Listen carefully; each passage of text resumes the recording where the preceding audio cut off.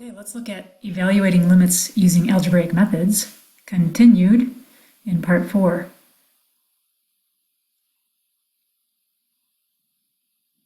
All right, so method 3 involves using the conjugate. Okay, so looking at this, we want to take the limit as x approaches 0 of this rational expression. First of all, if you actually plug 0 into this rational expression, you're going to get 1 minus the square root of 1 over 0, which is 0 over 0. Anytime you get a 0 over 0, you need to look again and see what else you can do. Okay, it doesn't mean that this limit is undefined. It means we've got to do some more work. Generally, there's something algebraic we can do. So let's take a look at multiplying by the conjugate. All right, so I have 1 minus the square root of 1 plus x over x, and we're taking the limit as x approaches 0. All right, I'm going to choose to multiply by the conjugate of the numerator. That's 1 plus the square root of 1 plus x over 1 plus the square root of 1 plus x. So remember, in effect, we're multiplying by 1, so we're not changing the expression. All right, so now I have the limit as x approaches 0. Remember, multiplying conjugates, you get the first term squared, which is 1, minus the second term squared, which is the quantity 1 plus x. Always multiply out the conjugate factors. Do not multiply out the non-conjugate factors. So I'm going to leave the denominator as the product of two factors, x and the square root, or sorry, 1 plus the square root of x. Sorry, I said that wrong again. 1 plus the square root of 1 plus x. Okay, the numerator simplifies. Be careful with your negatives. So the 1's are going to cancel. We're going to be left with a negative x in the numerator with the denominator x times the quantity 1 plus the square root of 1 plus x.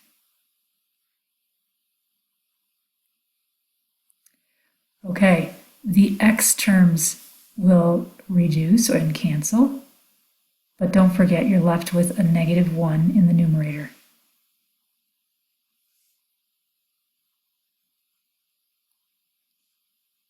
All right, so now we have the limit as x approaches 0 of negative 1 over 1 plus the square root of 1 plus x. We are allowed to let x go to 0, in which case we get 1 over 2, negative 1 over 2. Okay, so if you actually graphed this as a function, y equals that rational expression, that function would have a hole in it at 0, negative a half.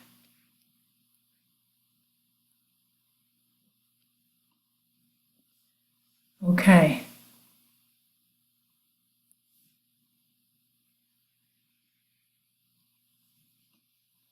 All right, taking a look at the next question. Again, we have a rational expression. It involves a square root in the numerator.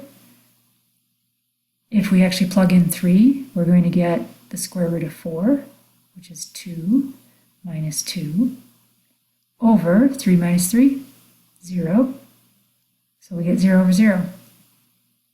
So that's a look again situation. And I'm going to choose to use the multiply by the conjugate method.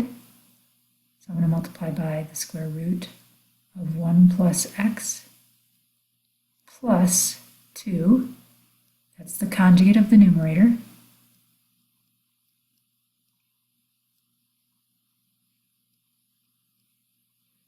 We're going to multiply that conjugate into both the numerator and denominator. Remember, multiply out the conjugates, don't multiply out the non-conjugates. So here we have the limit as x approaches 3. Multiplying out the conjugates, we get 1 plus x minus 4 over x minus 3 times our conjugate 1 plus x plus 2. The numerator will simplify into x minus 3.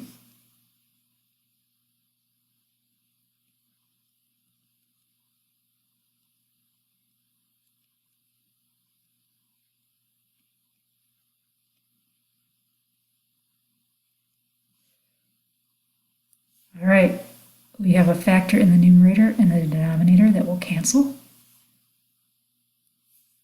We are left with a simplified rational expression, the limit as x approaches 3 of 1 over the square root of 1 plus x plus 2. We're now allowed to let x get very close to 3. In fact, we can let x become 3. 1 over the square root of 4 plus 2, which is 1 over 2 plus 2, or 1 over 4. Okay, if you actually graphed this function, it would have a hole in it at 3 1/4. Okay, we've looked at factoring and reducing. We've looked at direct substitution, and now we are going to look at, and we've looked at conjugates. We're just going to do a little bit of practice with evaluating limits. So, question 23, the limit of a quadratic. Okay, that's a polynomial.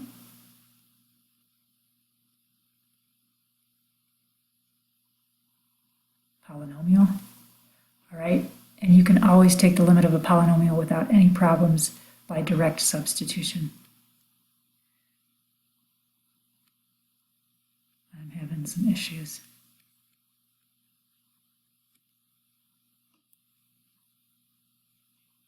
Okay, so just plug in 2, that's 5 times 2 squared minus 3 times 2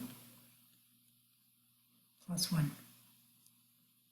So I believe we get 20 minus 6 plus 1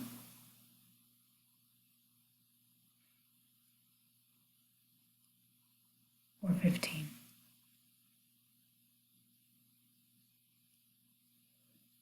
Okay. Number 24, the limit of x times the cosine of 2x. Remember, the limit of a product is the product of the limits. So just thinking back to some of those properties. So we could look at the limit of x times the limit of the cosine of 2x.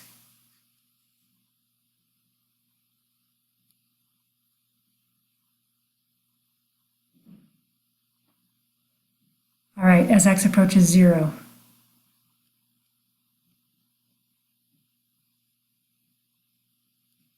Okay, so the limit of x is 0. And the limit of cosine of 2x as x approaches 0 is the cosine of 0.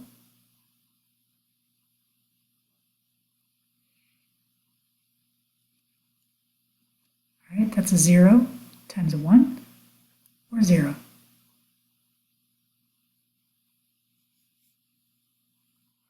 Okay, number 25. The limit, I'm not sure what is up with my pen. It is not making me happy. Let's try again. The limit, I'm going to factor that numerator, x minus 3, x plus 3, over x minus 3. We're looking at the limit as x approaches 3. So remember again, if we plug that in, we're going to end up getting a 0 over 0. That's a look again.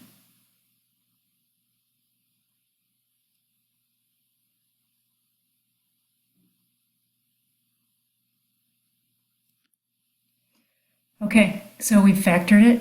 We can reduce a factor of x minus 3. We're now left with the limit as x approaches 3 of x plus 3, which is 6.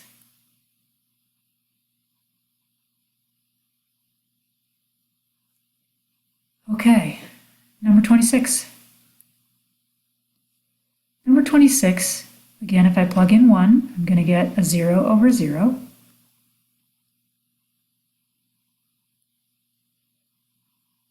All right. I could factor because I see a difference of squares and a difference of squares. But I'm also going to look and say these two expressions in the numerator and denominator look awfully the same to me, almost identical. The numerator is x squared minus 1. The denominator looks like it's just the opposite. What if I factored the denominator by just factoring a negative 1?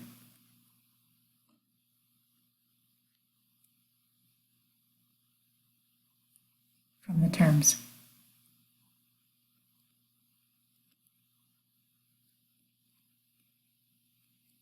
Okay, so this factor of x squared minus 1 in the numerator and the denominator is going to cancel. I'm going to be left with the limit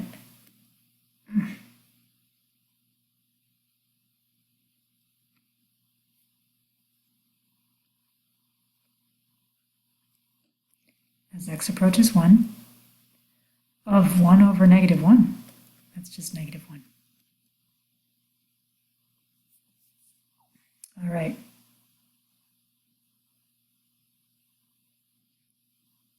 Number 27. This looks a little bit messier. If I let delta x become 0, I get 3 plus delta x, or 3 plus 0, which is 0, squared, which is 3 squared, minus 3 squared, over 0. So I'm going to get 0 over 0 if I just do a substitution. So I'd like to see what I can do here. If I just start doing a little algebra. What if I multiply out 3 plus delta x squared? Limit as delta x approaches 0. Multiplying out this binomial, 9 plus 6 delta x plus delta x squared.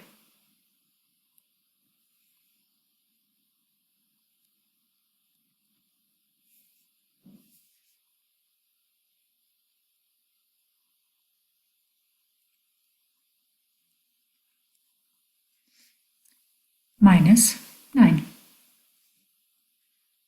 all over delta x. Okay, looking at that numerator, I can simplify some more. This 9 and this 9 are going to go away. They will cancel each other out. We'll be left with the limit as x approaches 0 of 6 delta x plus delta x squared all over delta x. Notice there's a factor of delta x in the numerator that can be reduced, so I'm going to call this 6 plus delta x. The limit as x approaches 0 of 6 plus delta x turns out to be 6.